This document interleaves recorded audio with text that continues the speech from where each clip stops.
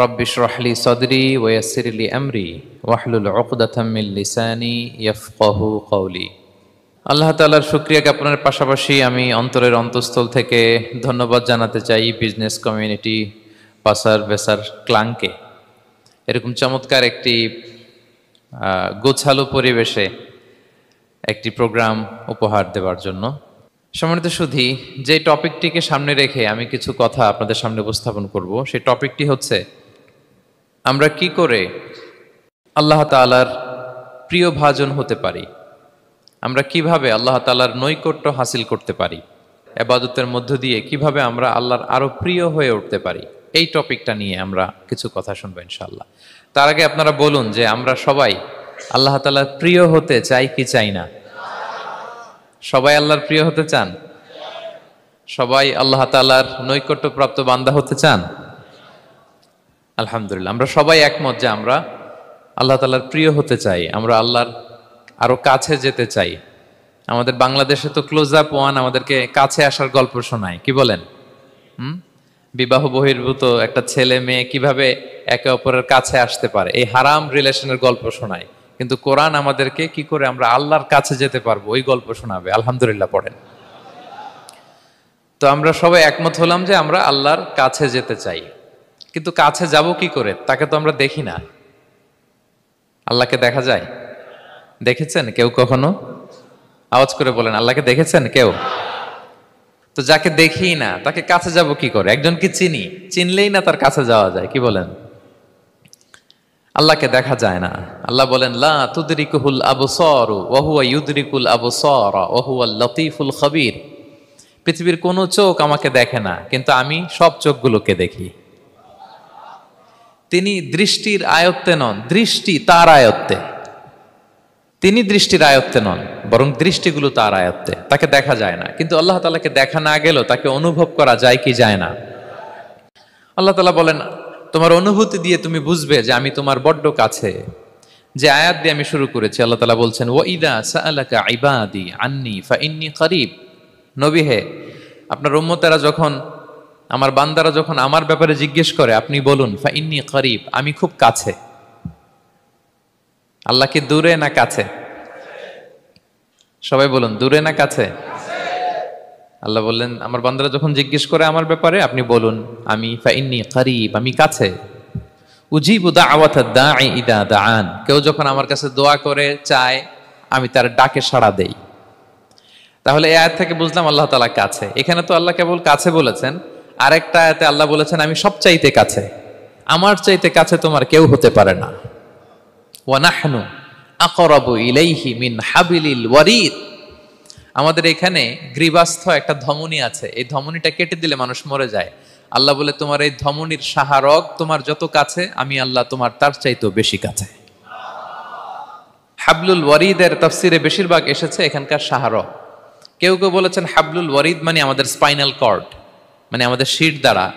এটার চেয়ে কাছে আর আমাদের কিছু হতে পারে না। আল্লাহ বলে তোমার শির দ্বারা তোমার যত কাছে, আমি আল্লাহ তোমার তার চাইতেও বেশি কাছে। তাহলে বুঝতে পারলাম যদিও আল্লাহ তাআলাকে দেখা যায় না, কিন্তু তাকে অনুভব করা যায়। আর তিনি বলেছেন তিনি কাছে, ডাকলেই তিনি ডাকে সাড়া দেন, আমরা চাইলেই তার কাছে যেতে পারি। তো আমরা কিভাবে আল্লাহর কাছে যাব, নৈকট্যপ্রাপ্ত বান্দা হব, এটা নিয়ে আমরা কিছু আলোকপাত করবো ইনশাআল্লাহ। আল্লাহ তাআলা পবিত্র কালামুল্লাহ মাজিদে আমাদেরকে জানিয়ে দিয়েছেন কিভাবে আমরা তার আরো কাছে যেতে পারি। এই ফর্মুলাটা কি, এই ইনস্ট্রাকশনটা, এই গাইডেন্সটা আল্লাহ তাআলা আমাদেরকে জানিয়ে দিয়েছেন। তিনি বলেছেন কোরআনে, আল্লাহ তাআলা বলেছেন ওয়াসজুদ ওয়াকতারিব, যদি তোমরা আমার কাছে আসতে চাও তাহলে তোমরা সিজদায় লুটিয়ে পড়ো। তাহলে ফর্মুলা পেয়ে গেছি না? আল্লাহর কাছে যেতে হলে সিজদায় লুটিয়ে পড়তে হবে। আপনি সিজদায় চলে গেলেন তো আল্লাহর কাছে চলে গেলেন। আপনি যখন সিজদা দেন মনে হয় যে আপনি কার্পেটের উপর সিজদা দিয়েছেন, মনে হয় জায়নামাজে সিজদা দিয়েছেন, মনে হয় মসজিদের টাইলসে সিজদা দিয়েছেন, কিন্তু আসলে আপনার সিজদাটা আল্লাহর কুদরতি পায়ের উপরে গিয়ে পড়েছে। ওয়াসজুদ ওয়াকতারিব, আল্লাহ বললেন সিজদা দাও, সিজদায় লুটিয়ে পড়ো, আমার কাছে চলে আসো। এবং হাদিসে বিষ্ণু ইসলাম বলেছেন আকরাবু মা ইয়াকুনুল আবদু মির রাব্বিহি ওয়া হুয়া সাজিদ ফাআকসিরু ফীহি দুআ। বান্দা যখন সিজদায় চলে যায় তখন বান্দা আল্লাহর সবচাইতে কাছে চলে যায়। ফাকসিরু ফিহি দুআ, তাই ওই সময়টাতে তোমরা বেশি বেশি দোয়া করো, আল্লাহর কাছে চাও, কারণ এটা একটা মাহেন্দ্রক্ষণ। কি বলেন? সেজদায় যখন চলে গেলাম, আল্লাহর সবচেয়ে কাছে চলে গেলাম, বিষ্ণুনবী শিখালেন এই সুযোগটা কাজে লাগাও, তখন বেশি বেশি কি করো? দোয়া করো। দীর্ঘ সময় সেজদায় পড়ে থাকার জন্য বিষ্ণু ইসা ইসলাম আমাদেরকে উৎসাহিত করেছেন। দীর্ঘ সময় তিনি সেজদা দিতেন। বিষ্ণু ইসা ইসলামের সেজদাগুলো কি আমাদের সেজদার মতো ছিল ভাই? আম্মা জান আয়েশা রাদিয়াল্লাহু তাআলা আনহা বলেন, বিষ্ণু ইসা ইসলামের তাহাজ্জুদের নামাজের এক একটা সেজদা ছিল এরকম, কোরআনের 50টা আয়াত তেলাওয়াত করতে যত সময় লাগে, বিষ্ণু ইসা ইসলামের এক একটা সেজদা ঠিক ততটা লম্বা ছিল। এত দীর্ঘ সময় বিষ্ণু ইসা ইসলাম সেজদায় পড়ে থাকতেন। তো বিষ্ণু বলেছেন, তুমি যখন সেজদায় পড়ো আল্লাহর সবচেয়ে কাছে চলে যাও, সো ওই টাইমটাতে দোয়া করো। কি দোয়া করব? বিষ্ণু ইসলাম সেজদায় পড়ে তাসবিহ পড়তেন, সুবহানা রাব্বিয়াল আ'লা, সুবহানা রাব্বিয়াল আ'লা। এর অর্থটা খুব সুন্দর। এর অর্থটা আপনারা জানেন? সুবহানা রাব্বিয়াল আ'লা মানে আমি আমার রবের পবিত্রতা ঘোষণা করছি, যিনি হচ্ছেন আল আ'লা, সর্বোচ্চ, সবচেয়ে বড়, তার চেয়ে বড় কেউ হতে পারে না। আরবিতে আল আ'লা শব্দের অর্থ হচ্ছে সবচেয়ে উঁচু, সবচেয়ে বড়, সর্বোচ্চ, এটাকে বলে আ'লা। আর আরবিতে সবচেয়ে খাটো, সবচেয়ে নিচু, সবচেয়ে নিম্নে, এটার আরবি হচ্ছে আল আসফাল। এটাকে কি বলে? আল আসফাল। আল্লাহ তাআলা কোরআনে বলেছেন, ইন্নাল মুনাফিকিনা ফিদ দারকিল আসফালি মিনান নার, মুনাফিকেরা জাহান্নামের একেবারে নিচে থাকবে, নিচে। তাহলে সবচেয়ে নিচু অবস্থানকে বলে আসফাল, আর সবচেয়ে উঁচু অবস্থানকে বলে আ'লা। আওয়াজ করে বলুন, সবচেয়ে উঁচু অবস্থানকে বলে। আমরা ওইটাই বলি আল্লাহকে, সুবহানা রাব্বিয়াল আ'লা, আমি আমার রবের পবিত্রতা ঘোষণা করছি, যিনি আ'লা, সর্বোচ্চ।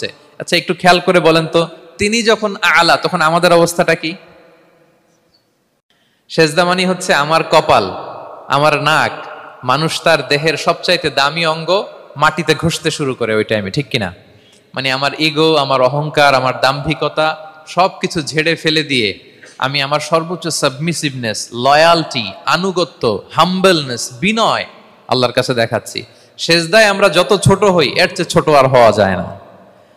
সেজদায় আমরা যতটা বিনয়ী হই, একটা মানুষ এর চেয়ে বিনয়ী আর হতে পারে না। এই তো নামাজ শুরু করলাম, আল্লাহু আকবার, এরপর রুকুতে জাস্ট বো ডাউন আর হেড, মাথা একটু ঝুঁকালাম, আর সেজদায় একেবারে মাথাটারে কি করলাম?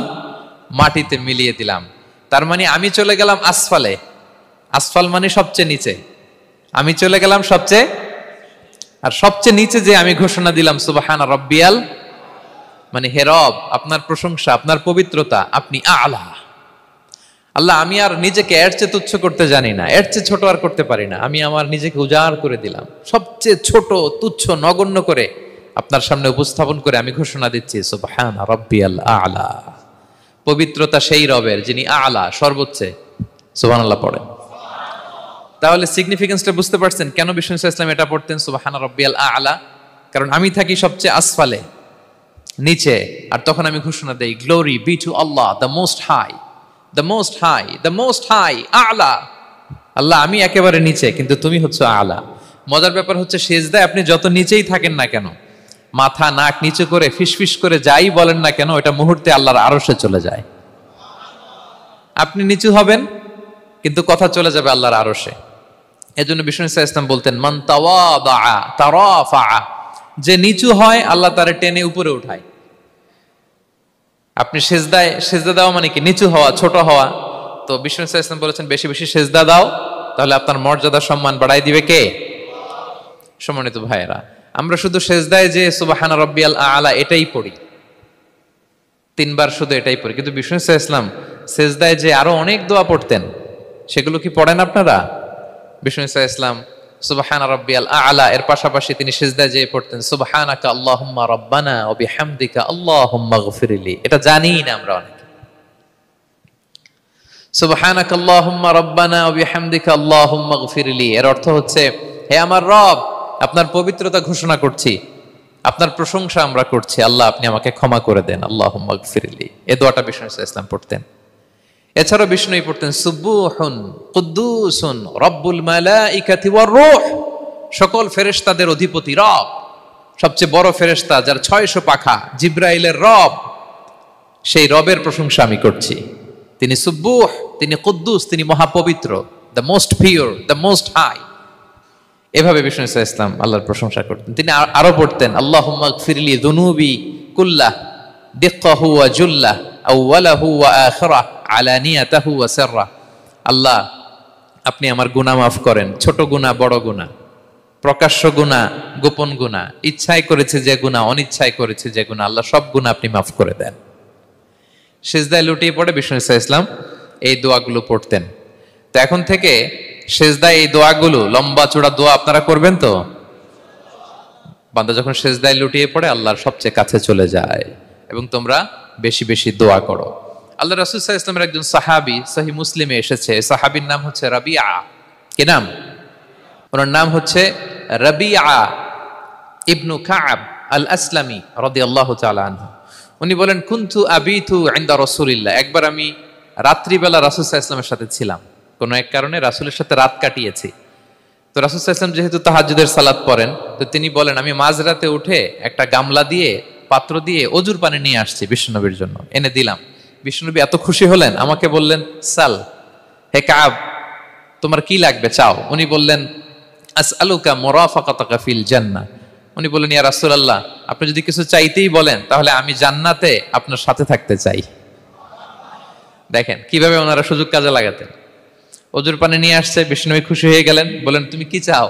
বলে, আসআলুকা মুরাফাকাতাকা ফিল জান্নাহ। বড়টাই চাইছে, ছোটখাটো জিনিস চাই নাই।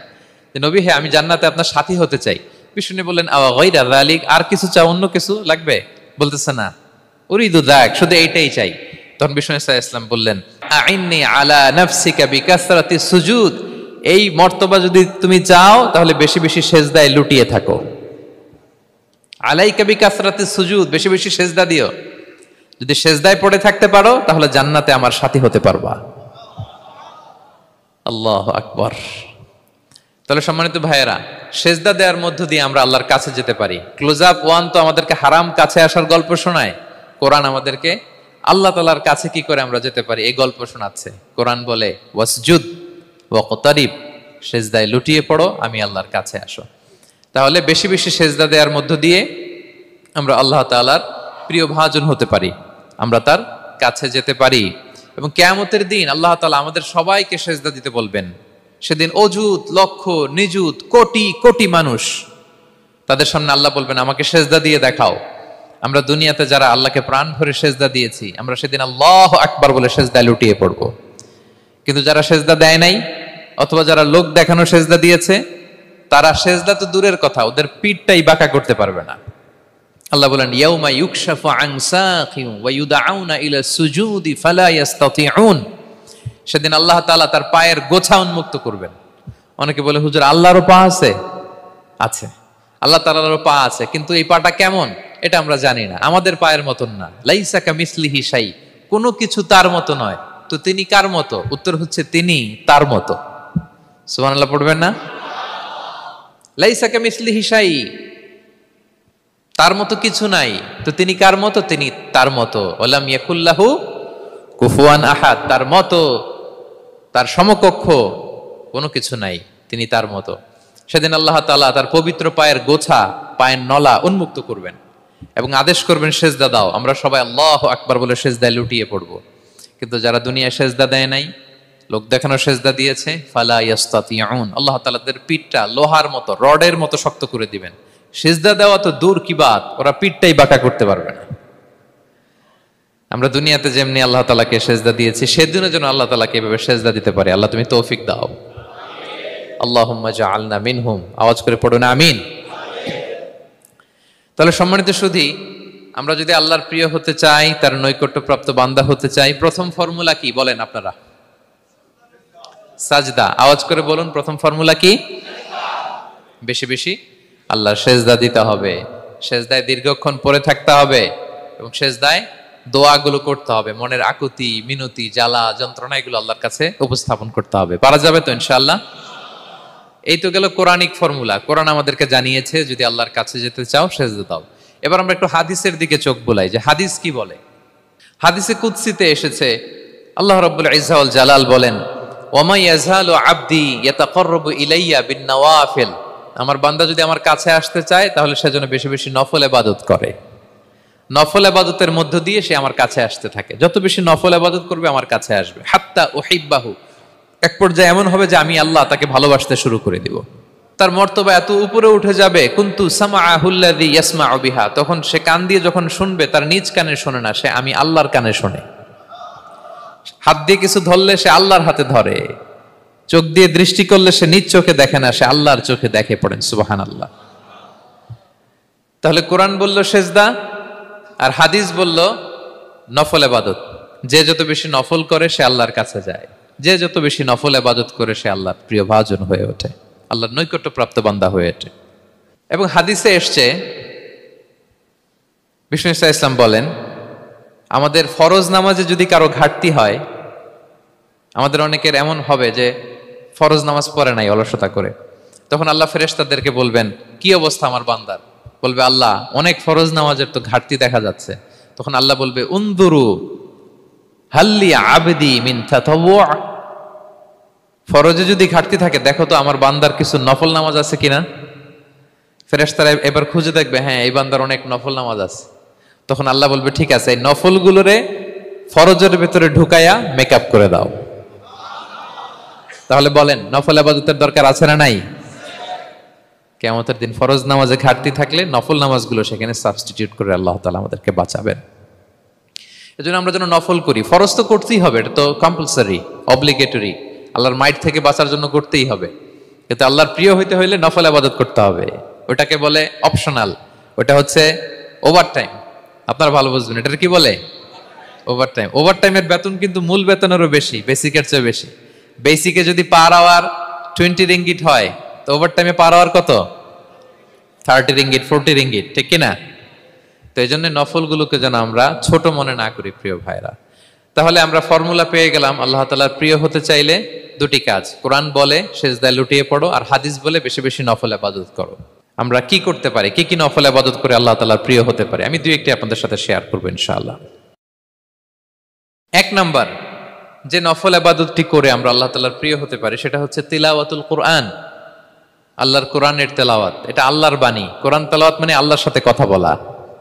ইনদামা তাতলুল কোরআন কাআন্নামা আনতা তুনাজি মা রাব্বিক, যখন আপনি কোরআন তেলাওয়াত করেন কাইন্ড অফ আপনি আল্লাহর সাথে মুনাজাত করেন, মানে একান্ত আলাপন করেন, আলাপচারিতা করেন।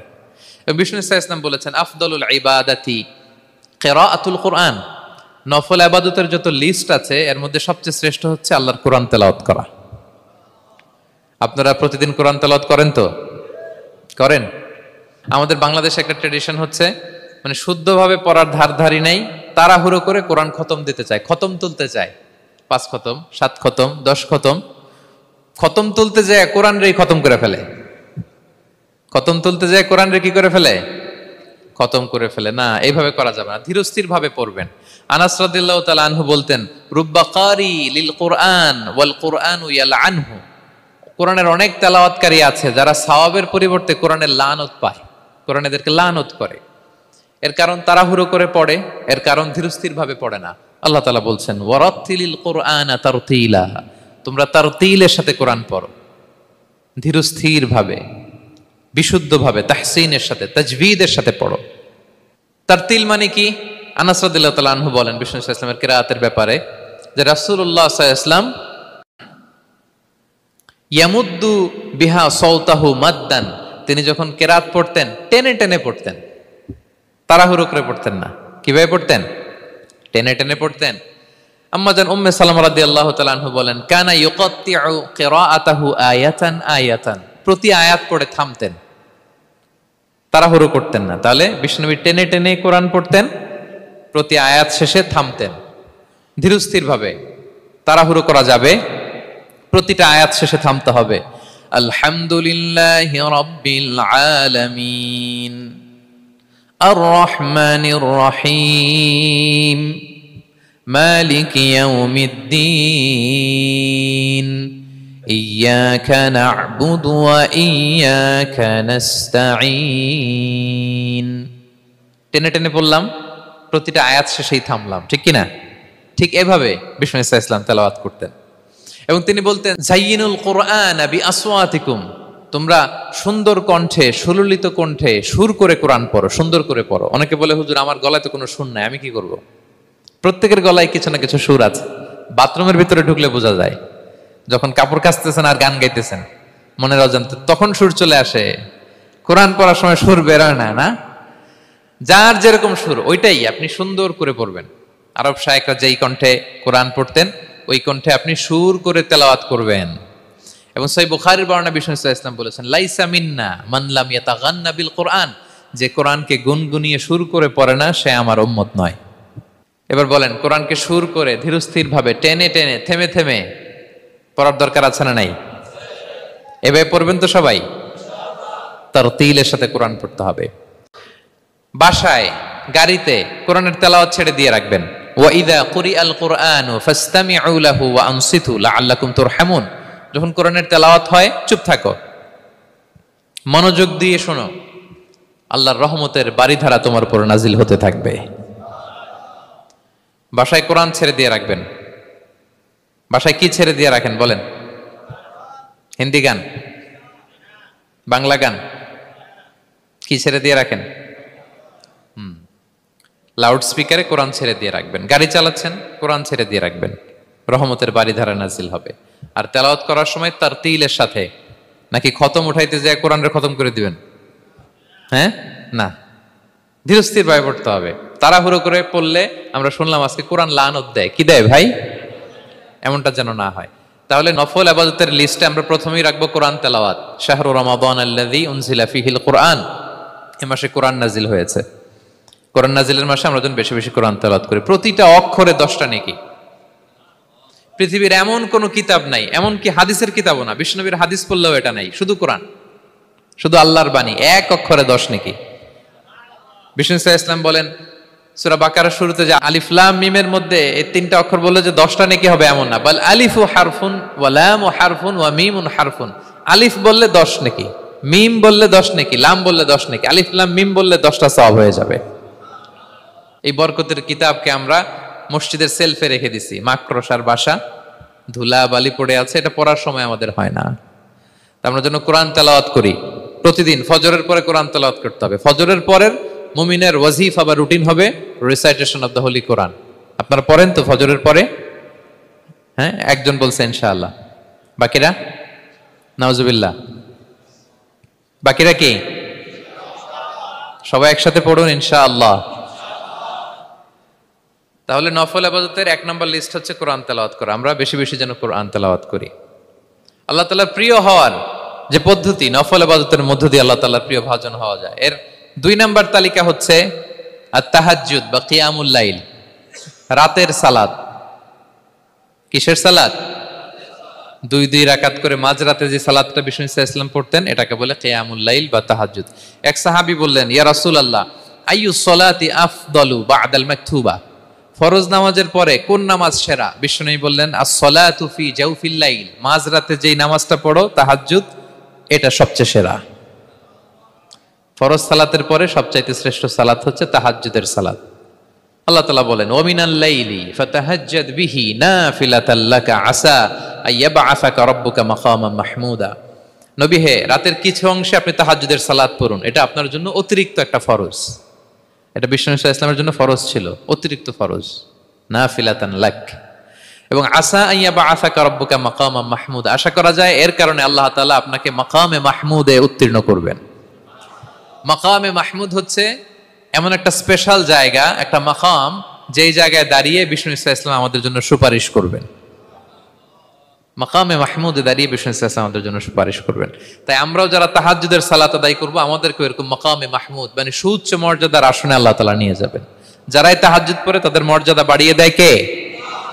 এই নামাজটাকে আল্লাহ এত পছন্দ করেন কেন? এর কারণ, এটা এমন সময় পড়া হয় যে সময় দুনিয়ার সবাই ঘুমায়। দুনিয়ার সবাই কি করে? নিঝুম নিস্তব্ধ রাত, আপনি উঠে ওযু করে নামাজ পড়তেছেন, তখন আপনি ঘুমান না, আপনি তখন আল্লাহর রঙে রঙিন হতে চান, কারণ আল্লাহও ঘুমায় না। সুবহানাল্লাহ পড়েন। আল্লাহ বলে, লা তাখুযুহু সিনাতু ওয়ালা নাওম, never the sleep not the slumber overtakes me. আমি আল্লাহর ঘুম তো আসে না, ঘুমের আগে যে তন্দ্রা আসে ওইটাও আসে না। আরবিতে স্বাভাবিক ঘুমকে বলে নাওম, আওয়াজ করে বলেন তো ঘুমের আরবি কি? নাওম। আর ঘুমের আগে যে একটা ডোজি ডোজি ভাব আসে, ঝিমুনি আসে, এটাকে বলে সিনা। এটার কি বলে? আল্লাহ বলে লা তাখুযুহু সিনাতু ওয়ালা নাওম, আমি আল্লাহর ঘুম নাই, ঘুমের আগে যে তন্দ্রা আসে ওইটাও নাই। তো আপনি ওই টাইমে আল্লাহর রঙে রঙিন হতে চান, আল্লাহ ঘুমায় না তো আপনিও ঘুমান না। ঘুমের আর একটা গভীর নাম আছে, ওটার নাম হচ্ছে হুজুদ। আওয়াজ করে বলেন তো এটার নাম? ওটা মাঝরাতে, শেষ রাতে যে একটা গভীর ঘুম আসে, এটার বলে হুজুদ। দেখবেন যে শেষ রাতে একটা এমন মজার ঘুম আসে, কম্বলটা টেনে টেনে এসিটা ছেড়ে দিয়ে আরেকটু ঘুমাইতে মনে চায়, আরেকটু আরেকটু আরেকটু ঘুমাই, এরকম একটা ঘুম আছে না? আরামের ঘুম। তো এই আরামের মাঝরাতের গভীর ডিপ স্লিপিং, ওইটারে আরবিতে বলে হুজুদ। ওইটারে আরবিতে কি বলে? এই হুজুদের ঘুমকে স্যাক্রিফাইস করে যে নামাজটা পড়া হয় ওইটাকেই বলা হয় সলাতুল হুজুদ বা সলাতুত তাহাজ্জুদ। পড়েন সুবহানাল্লাহ।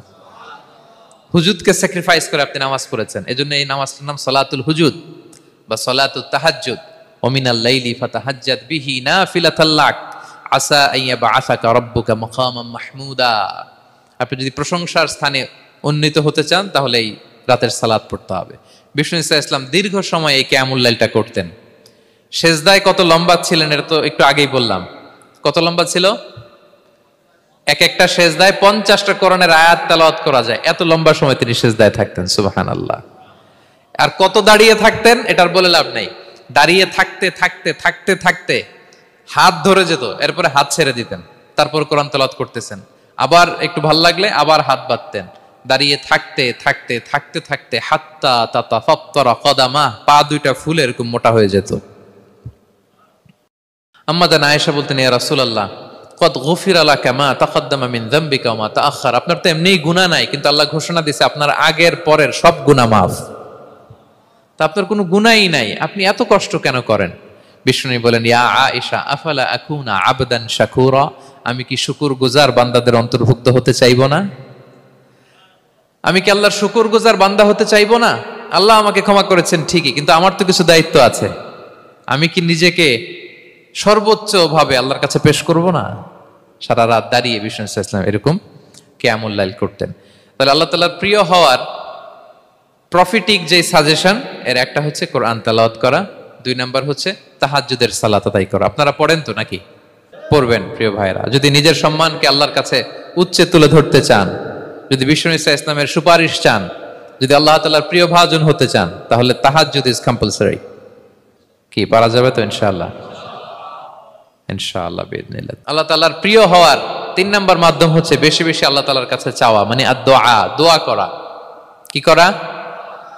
বিষ্ণু ইসলাম বলেন, আদ-দুআউ মুখুল ইবাদা, দোয়া হচ্ছে ইবাদতের নির্যাস। দোয়া কি? ইবাদতের নির্যাস। এবং আল্লাহর কাছে চাইলে আল্লাহ খুশি হয়, না চাইলে আল্লাহ বেজার হয়। ইন্টারেস্টিং না ব্যাপারটা? আর দুনিয়াতে বারবার চাইলে খুশি হন আপনি? একটা বিষয় নিয়ে একজনের কাছে গেলাম, ভাই একটু বিপদে পড়ছি, একটু হেল্প করেন, করলো। এরপরের সপ্তাহে আবার গেলাম, ভাই আমার তো একটু সমস্যা, টাকা পয়সার, একটু হেল্প করেন। মুখ লজ্জায় ধরেন, আবারও করলো। এরপরের সপ্তাহে আবার গেলাম, ভাই বিপদে পড়ছি, একটু হেল্প করেন। এবার কেমন লাগবে বলেন তো? আচ্ছা গেল। এরপরের সপ্তাহে আবার, এবার কি করবে? দৌড়ানি দিবে লাঠি লয়া। ঠিক কিনা বলেন? তুমি মামুর বাড়ির আবদার পাইছো না, প্রতি সপ্তাহে সপ্তাহে বিপদে পড়ছি। তার মানে এই দুনিয়ার হাইসিয়াত হচ্ছে বারবার কারো কাছে কোনো ইস্যু নিয়ে যাওয়া যায় না, বারবার কোনো ব্যাপার নিয়ে কারো কাছে চাওয়া যায় না। চাইলে সে রাগ করে, অখুশি হয়, কিন্তু আল্লাহর কাছে এটা বিপরীত। বিষ্ণু বলেন, ইন্নাহু মান লাম ইয়াসআলিল্লাহা ইয়াগদাব আলাই, যে আল্লাহর কাছে বারবার বারবার চায় না, আল্লাহ তার উপর রাগান্বিত হয়ে যায়। আর বারবার বারবার বারবার তার কাছে চাইলে আল্লাহ তাআলা তার প্রতি খুশি হয়ে যায়। এজন্য আল্লাহ তাআলার কাছে চাইতে হবে প্রিয় ভাইয়েরা, চাইতে হবে, বিনয়ের সাথে চাইতে হবে, চোখের পানি ছেড়ে চাইতে হবে, একাগ্র চিত্তে চাইতে হবে, চাওয়ার মতো চাইতে হবে। চাওয়ার মতো চাইলে আল্লাহ দেয়। যারা চাইতে পারে আল্লাহর কাছে, তারা আল্লাহর কাছ থেকে নিয়ে ছাড়ে। দেখবেন যেই বাচ্চা কাঁদে বেশি, ওই বাচ্চাকে মা দুধ খাওয়ায় বেশি, ঠিক কিনা? আর যেটা কাঁদে টাদে না, ওইটা টেক কেয়ারও কম। যেই ফ্যামিলিতে অনেক বাচ্চা কাচ্চা, দেখবেন যেটা কাঁদে বেশি, ওইটা টেক কেয়ারও বেশি। তো আপনি যত চাইবেন আল্লাহ তাআলা তত খুশি হয় আপনার প্রতি। কিভাবে চাবো? একাগ্র চিত্তে চাইতে হবে। আমরা অনেক সময় দোয়াও করি, আবার আরেক দিকে তাকায় আছি। এই যে দোয়া করতেছি দেখেন, আল্লাহুম্মা আমিন, রব্বানা আতিনা ফিদ দুনিয়া হাসানা ওয়া ফিল আখিরাতি হাসানা। দোয়াও করতেছে, ইন্টেরিয়র ডিজাইনও দেখতেছে। এটা দোয়া হইছে? কথা বলেন না কেন, দোয়া হইছে? আবার দোয়াও করতেছে, দোকানের হিসাবও মিলাইতেছে, রব্বানা আতিনা ফিদ দুনিয়া। দোয়াও চলতেছে আর দোকানের হিসাব কিতাব যা আছে, এরকম দোয়াও আছে না নাই? এটার একটা আমি নাম দিছি, এটারে আমি বলি রোবোটিক দোয়া। মানে রোবট, আপনি একটা সিস্টেম অন করে দিবেন, ওটা করতেছে, এটার কোনো প্রাণ নাই, ওটার মধ্যে কোনো অনুভূতি নাই, কোনো রিয়েলাইজেশন নাই। এই অনুভূতিহীন দোয়া আল্লাহ কবুল করেন না, আল্লাহ কবুল করেন না। আপনার দোয়ায় প্রাণ থাকতে হবে, এখানে আপনার ধ্যান থাকতে হবে, মন থাকতে হবে, আপনার আকুতি থাকতে হবে, চাওয়ার মতো আল্লাহর কাছে চাইতে হবে। কিভাবে চাবেন? বিনয়ের সাথে চাবেন, আর ইয়াকিন রাখবেন আমার দোয়া আল্লাহ কবুল করবেই। উদুল্লাহ ওয়া আনতুম মুকিনুনা বিল ইজাবা, এমন ভাবে আল্লাহর কাছে চাও যে তুমি নিশ্চিত আমার দোয়া আল্লাহ কবুল করবেনই। আপনি নিশ্চিত হইলে আপনার দোয়া কবুল হয়ে যাবে। নিজেকে ছোট করে চাইবেন। ফাসআলুল্লাহ বিবুতুনি আকুফিকুম, বিষ্ণু বলেন তোমাদের হাতের তালুগুলো উপরের দিকে, ভিক্ষুকরা যেমনি চায়, স্যার 2 দিন ধরে কিছু খাই নাই স্যার, 2টা টাকা দেন, এই যে এইভাবে যে চায় হাত পাতে, এরকম হাতের তালুগুলো উপরের দিকে করে ভিক্ষুকের মতো আল্লাহর কাছে চাও। হাত তুলে চাও, হাত না তুলেও দোয়া করা যায়, হাত তুলেও করা যায়, কিন্তু বিষ্ণু বলেন হাত তুলে চাও। কারণ ইন্নাল্লাহা হাইয়ুন কারীম, আল্লাহ বড় লাজুক এবং লজ্জাশীল। বান্দা যখন হাত তুলে ভিক্ষুকের মতো কিছু চায়, ওই হাত খালি হাতে ফিরিয়ে দিতে আল্লাহ লজ্জা লাগে, খালি হাতে ফিরিয়ে দিতে আল্লাহ লজ্জা পান। হাত তুলে চাইবেন। দোয়াতে আল্লাহর নামগুলো ধরে ধরে ডাকুন, ইয়া আল্লাহ, ইয়া রহমান, ইয়া রহিম, ইয়া হাইয়ু, ইয়া কাইয়ুম বিরহমাতিকা আস্তাগীথ। আল্লাহর নাম ধরে ধরে চান, ওই দোয়া আল্লাহ কবুল করবেন। বিশ্বনবীর উপর দুরূদ পড়েন, যে বিশ্বনবীর উপর দুরূদ পড়ে না, ওই দোয়া আল্লাহর কাছে কবুল হয় না, এটা আকাশে পেন্ডিং থাকে। কুল্লু দুআ মুআল্লাক মাহজুব বাইনাস সামাই ওয়াল আরদি মা লাম ইউসাল্লা আলাইয়া। বিষ্ণু বলেন সব দোয়া আকাশে পেন্ডিং থাকে যতক্ষণ আমার উপর দুরূদ পড়া না হয়। মোবাইলে দেখবেন ব্যালেন্স না থাকলে মেসেজ পাঠালে কি হয়ে থাকে, ওইটা পেন্ডিং, আবার টপ আপ করলেই সেন্ট।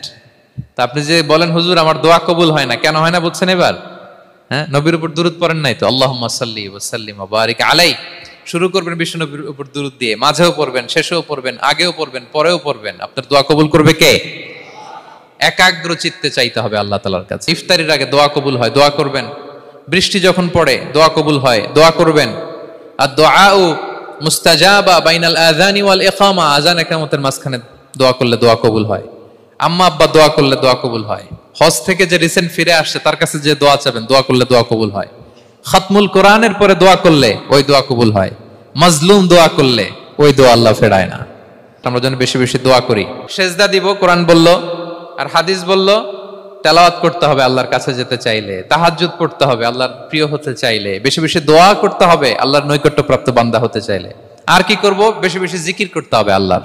সুবহানাল্লাহ, আলহামদুলিল্লাহ, লা ইলাহা ইল্লাল্লাহ, আল্লাহু আকবার, এগুলো পড়বেন। আস্তাগফিরুল্লাহ বেশি বেশি পড়বেন। নামাজ শেষে 33 বার সুবহানাল্লাহ, 33 বার আলহামদুলিল্লাহ, 33 বার আল্লাহু আকবার। এরপর 3 33 এর 99 100তম মিলাবেন এইভাবে, লা ইলাহা ইল্লাল্লাহ ওয়াহদাহু লা শারীকা লাহু লাহুল মুলকু ওয়া লাহুল হামদু ওয়া আলা কুল্লি শাইইন কাদির। পড়েন, আপনারা পড়েন, সবাই পড়েন।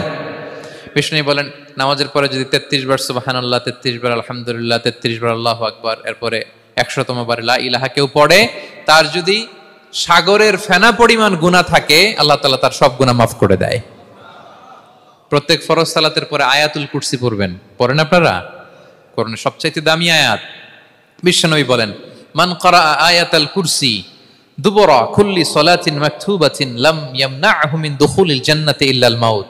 প্রত্যেক ফরজ নামাজের পরে আমার যে বান্দা আয়াতুল কুরসি পড়ে তার জান্নাতে ঢোকার ক্ষেত্রে আর কোনো বাধা থাকে না, একটা জিনিস ছাড়া, সেটা হচ্ছে মরণ।